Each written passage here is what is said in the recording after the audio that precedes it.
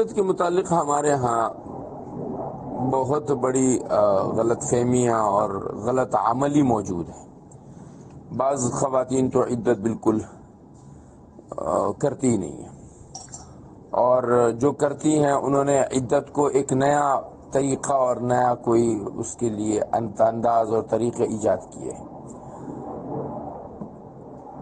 عدت میں آپ مکمل طور پہ اپنے آپ کو کپڑوں میں لپیٹ لیں.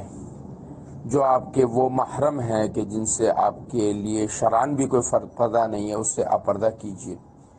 7 سال کے بچے تک سے بھی پردے کی باتیں ہوتی ہیں. کھلے آسمان میں نہ آئیں، سفید کپڑے نہ پہنیں، نئے کپڑے نہ پہنیں، یہ تمام باتیں. اور پھر جب عدت ختم ہو جائے تو جی اب آپ کو جو ہے وہ 7 درگاہوں پر جانا ہے اور ان کی دعوتیں کرنی ہے، اور بعض جگہ پر یہ ہے کہ جن کو لے کر سمندر کے کنارے لے کر چلے جائیں. یہ سب فضول بات ہے. عدت کا حکم یہ ہے کہ موت کی جو عدت ہے وہ ہر عورت کو کرنی ہے، چاہے وہ جوان ہے، چاہے وہ بوڑھی ہے، چاہے 100 سال کی بوڑھی عورت ہے، تب بھی اس کو عدت کرنی ہے. والذین یتوفون منکم ویذرون ازواجا یتربصن بانفسهن 4 اشہر و10. یہ حکم ہے شریعت کا. اور جو طلاق کی عدت ہے اس کے لیے بھی حکم یہ ہے کہ ہر عورت کو عدت طلاق گزارنی ہے. والمطلقات یتربصن بانفسهن 3 قروء. اب دوران عدت شریعت کا حکم یہ ہے کہ آپ اظہار کریں.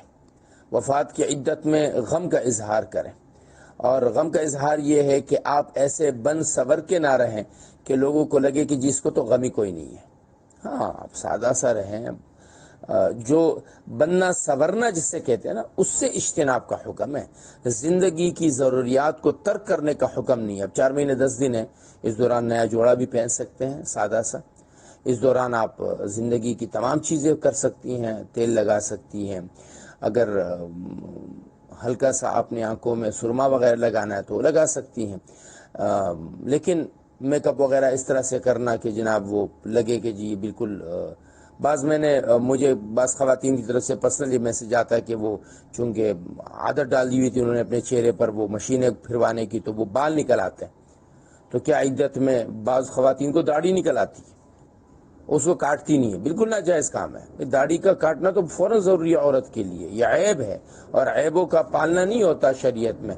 تو لہٰذا یہ جو کہا جاتا ہے کہ کھلے آسمان کے نیچے نہیں آنا ہے، ہر کسی سے پردے کرنے ہیں، یہ بات بالکل غلط ہے.